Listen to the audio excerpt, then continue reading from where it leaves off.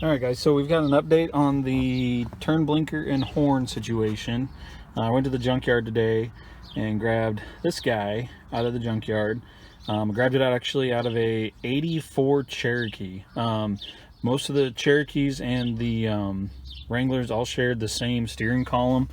For the most part, the internals, as long as it has a horn button like that over the top and has the 3-spoke wheel, should be something like 84 all the way up to mid 90s, I think. Should have the same steering wheel. Basically, as long as it doesn't have an airbag in the steering wheel, the steering column should be all the same. So Wranglers are pretty hard to find, but Cherokees are somewhat simple to find. But you can find them, and this is what makes the contact, and it's spring loaded, between the horn button and the steering column down here, which allows for the horn to actuate. So we're gonna put this in, and hopefully the horn will start working. Like I said, I tested it directly and it worked like a champ, so hopefully we'll see once I get this all back together how it works. Also, just so people know, this, let's see if I can get this here, this little mark in the steering column is your 12 o'clock position, and then if you look, this section is keyed right here where this is bigger than the rest, so it only goes together one way.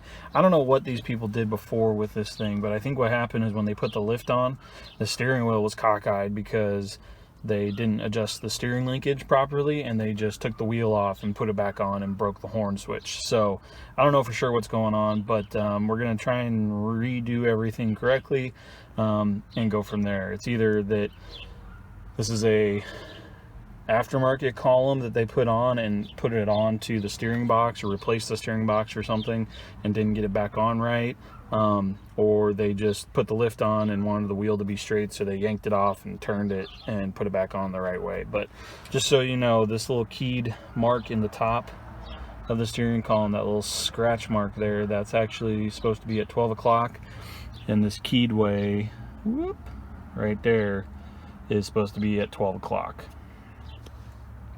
Okay, so as you got the wheel back together, you can see this little shaft sticks out, and you can tell right here, see if we can get a shot of it, there's a little slot in the steering wheel too. So you want to get that as closely lined up as you can with this. And then the horns button actually has some play back and forth, so you can get it lined up just where you need to go. But the fun thing is that while I was putting this on, I actually made contact with this and with the actual steering wheel, and it closed the circuit and the horn works. So I think we figured out the problem. I'll finish putting it back together and then we'll verify again. All right guys, so good news is that we fixed the horn. Luckily that was just the only piece, that one little piece that was broken was the only issue. So now we have a horn. But now we got to figure out, because the wheels are obviously not straight. You can take a look at it here. See the alignment, definitely not how it should be.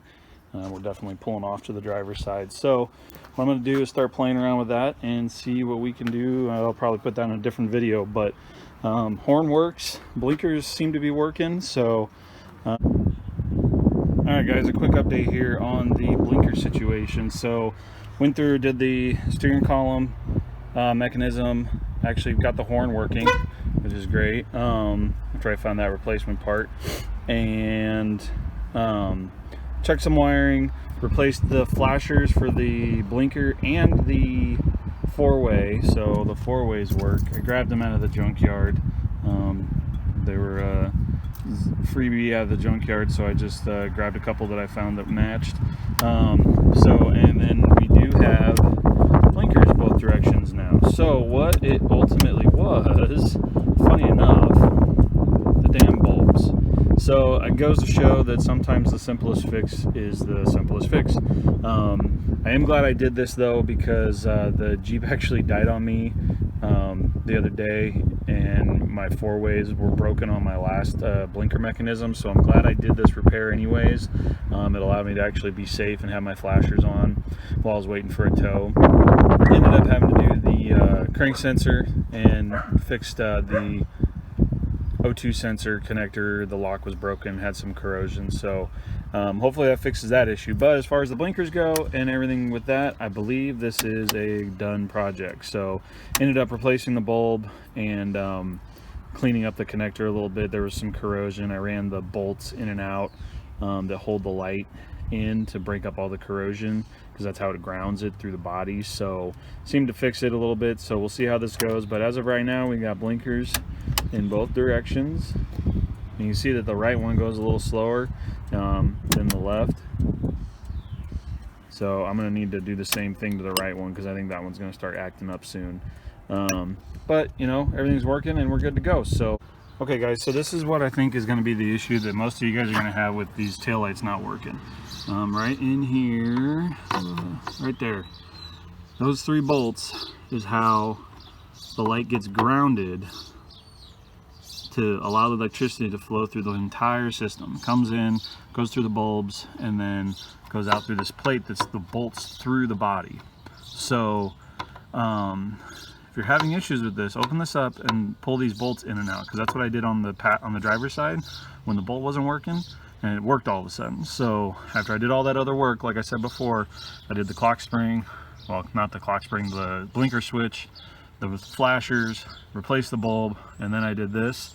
And all I did was I ran these 3 bolts, 1, 2, 3, in and out a couple times to clean the threads out, and it works way better now. So I'm going to do that on this side too, because you could see from the last clip, the driver's side was flashing quicker than the passenger side, and that means that the electricity is flowing through there quicker to allow the relay, or the flasher relay, to turn on and off. So I'm gonna do that real quick. Should be wrapped up with this project for the blinkers, and I think I'm gonna leave these factory style taillights in. I was thinking about doing LEDs, but I'm gonna leave these factory style taillights in and just eventually replace the bulbs probably to LEDs. So hope you all learned something. Hope I didn't make too boring of videos, and if you like what you see, click subscribe, like, the bell, and all that good stuff, and we'll see you next time on Flatline Jeeper. Bye.